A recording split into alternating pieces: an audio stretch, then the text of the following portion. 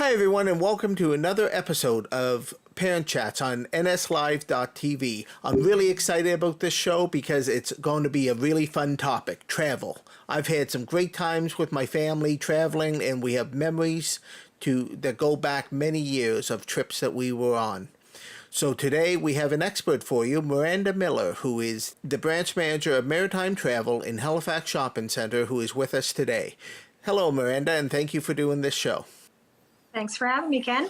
Myranda is going to be talking to us about travel and travel tips for parents. As you know, Myranda, we always try to help on this show. We try to help parents with different travel or different ideas of things that they may face, travel being one of them, and what's the best way to make arrangements for kids or traveling with kids. So my first question for you is, what are some important things to remember when booking trips with children? That's a great question, and certainly booking with children can be a little scary and overwhelming, and a little confusing when it comes to all of the options. If you're looking for something down south, some of the suppliers throughout the year will offer promotions where kids stay and eat free. That's certainly something that we like to keep our eye on. So they would go and just have to pay for the airfare portion. That's probably one of the best deals you can get when traveling with children. That's the most popular offer that we have.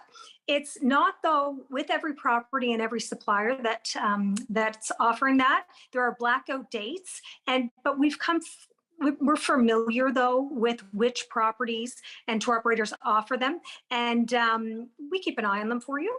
For example, Sunwing has Smile Resorts, and Air Canada Vacations has something called the Play Program.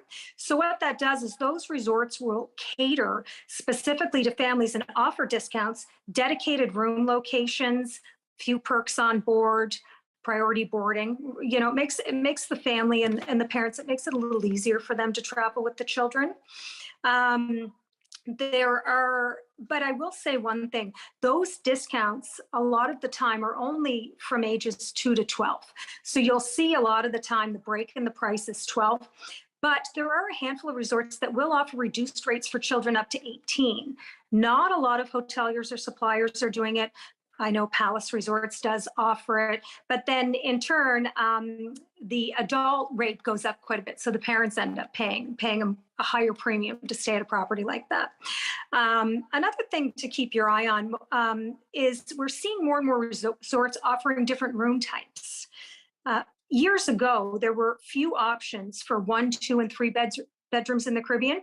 We're seeing more requests for these types of rooms, along with guaranteed and connecting rooms. You know, families are growing and they're going down in groups now. Swim out rooms at family properties are becoming more popular and popping up as well. It's especially nice if the children are still napping. I had this conversation with a lot of parents where I don't want to be tied to the room. I want to have a little bit of freedom. Swim out rooms now will allow children in them. There's safety features in effect. And it's nice because then the parents can enjoy the patio, get out and go for a swim if the little ones are still napping. It's really handy to have. But we didn't have that a long time ago. So there are a few more being offered now. When choosing a resort, the younger children and the babies are always happy. As we all know, if we've traveled with them, they want a bucket, a beach, a pool. A lot more people are coming to us now looking for recommendations of traveling with children just a little bit older than that. So 8 to 16-ish.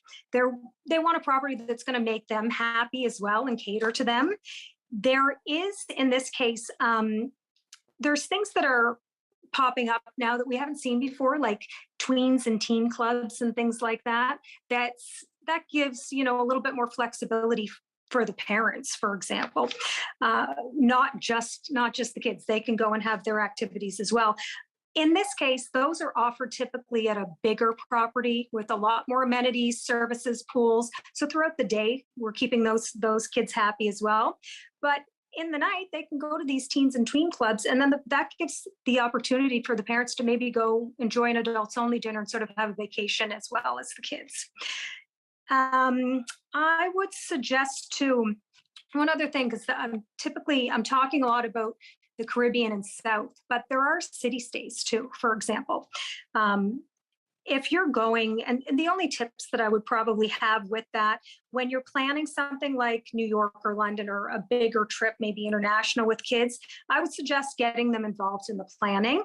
I just returned with my little guy from Toronto, and I let him pick out a fun activity. He picked out the Hockey Hall of Fame, and I wanted to see a ball game.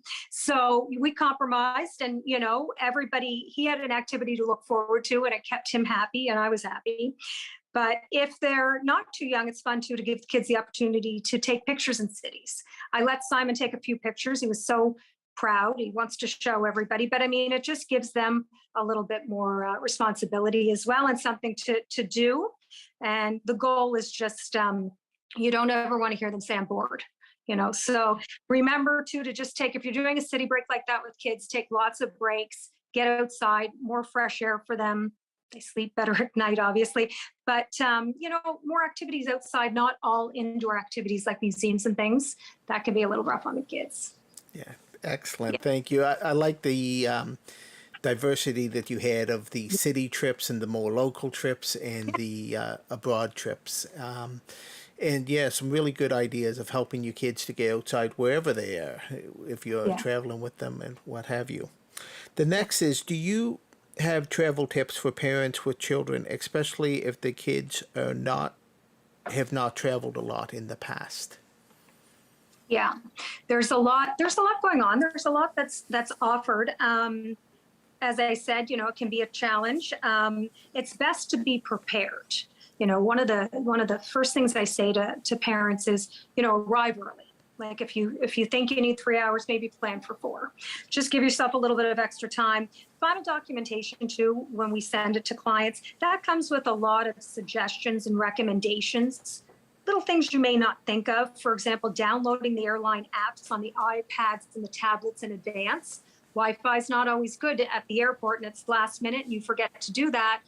That can be a little tricky because some suppliers or some of the airlines, for example, don't have the TVs built into the seats. So you need to rely on those devices if you want to watch a movie to take up some of the time.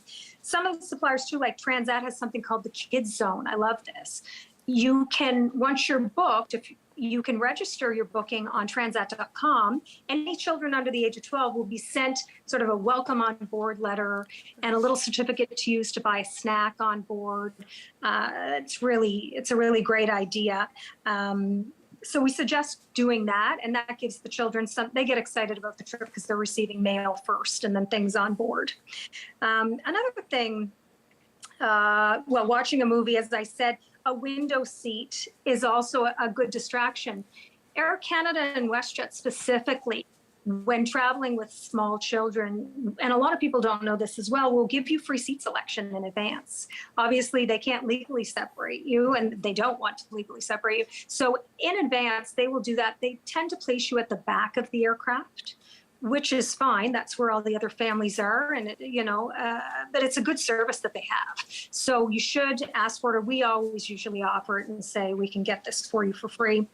Be sure to take lots of snacks. You need to have those on hand. You can easily take those through security. Or if you don't have a lot of snacks on hand, it's fun for the kids to order something off the little bistro menu on board. It's fun for them to pick it out and then wait for the flight attendant to come around. And that's something to give them to look forward to. I find it helps to stretch a little bit. Kids can get a little antsy on board. So we definitely stretch a little bit in our seat. Little babies, though, they tend to sleep, which is really helpful. For the little tiny babies, I know when my little guy was young, I would take a different toy for each flight. So it would distract him. It would keep him engaged in the toy. As well as when they're really tiny and you're doing a longer flight, I always recommend booking the seat in advance in the front, the bulkhead. You will have to pay a premium for it, but there's a bassinet. So you can actually pay for a bassinet seat to place the child and free up your hands. You might want to do that when you have really small babies. There's a weight restriction on that, but it's certainly handy. And once you're on the property, there's so much to do and everyone's happy. There's a lot of excursions and destinations. I do recommend booking some of the more popular excursions in advance. Not all of them, but for example, in Cuba, Havana tour can sell out. Negril, the catamaran tour around Rick's Cafe there.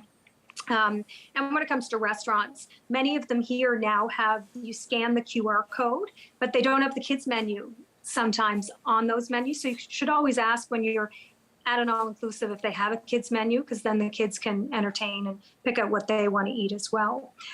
Other than that, no, I think that's good. The animation team. There's always a schedule of the animation team and what they're going to be doing for the week. I always like to go over there and check it out. Let the kids maybe pick out an activity or show that they would look forward to, and fill some of the days with. That's always a good thing to do. Okay, perfect. Thank you. How about lessons learned? Things, stories you may have heard of, or anything about that you can share that would be helpful for parents to avoid, or best practices for when parents are traveling? Yeah, well, I'm fortunate enough that I've traveling quite a bit, and you know what? It is getting easier. The more you travel with the children, I do find that it gets easier. The tips I've mentioned are from most of my personal experience traveling. I would always recommend, though, travel insurance. We offer it for a reason. I've had to use it many times personally. If you don't have it on your credit card or it's not offered by the supplier, you really need to consider it, especially traveling with children. A lot of these packages are non-refundable now. We're back to regular terms and conditions. Children are busy, and anything can happen prior to departure while you're away, and you might actually need to rely on travel insurance in some cases. Also, right before the flight, definitely right before I fly, we'll either hit up a park here, go throw a ball, or if we're down there and we have an afternoon or evening flight, go for a swim, wear the children out a little bit, get the activity in before you get on a flight. I find that coming home can be a long journey for them. And that's it. I mean, just take lots of comfy shoes for the kids, for sure. Lots of sunscreen. Can be really expensive to buy in destination. So yeah, that's probably it. Perfect. Thank you. Any final message for our audience, or anything you wanted to share? Definitely, I would recommend booking through a travel agent. It is the more information and content, and it can be, as I said at the beginning, a little overwhelming. There's a lot of information out there. Don't question, like you'll start to question yourself. We are a free service that specializes in this field. And we can help narrow down the search and make sure that we give you the perfect fit and meet your expectations. We definitely qualify you. We ask lots of questions, and we want to make sure that you're guaranteed a happy family vacation. So other than booking, you can do the research online, which is great. It's great to look up pictures and have something to look forward to. But these tour operators, dealing with them and the airlines directly can be really stressful and timely at this time. So I would consider definitely always booking through a travel agent. And I know that we personally offer a 24-hour emergency line, which is just great peace of mind from the beginning right to the end. While you're away, we're here to assist. That's why we're here. So I would definitely consider booking through a travel agent. I can attest to that. I remember a couple years ago, I booked a trip to Ottawa with my daughter, who was attending university there. And we were going to a hockey game in March of 2020. And it just hours on the phone with service providers. And then we rescheduled for the next year for our team. And they ended up being the time that there was unrest in Ottawa again. So more hours on the phone. So the comforts of using a travel agent, I understand them fully. Yeah. And so thank you for doing this, and really encourage parents to travel with their kids and to just enjoy experiences. Be an experience collector, because the kids grow up so fast. Mine are in their 20s now, and I know I get to look back on many fond memories of things we've done, sports we've played, and places we've went and traveled, and just some great memories. So really enjoy that. That's why we always try to bring you an expert in different fields for a parent. And parenting's a big job, but it's a wonderful job. And if we can make it a little easier, that's what we want to do here on Parent Chats, exclusively on nslive.tv. And as I always like to say, my hood is parenthood. Thank you.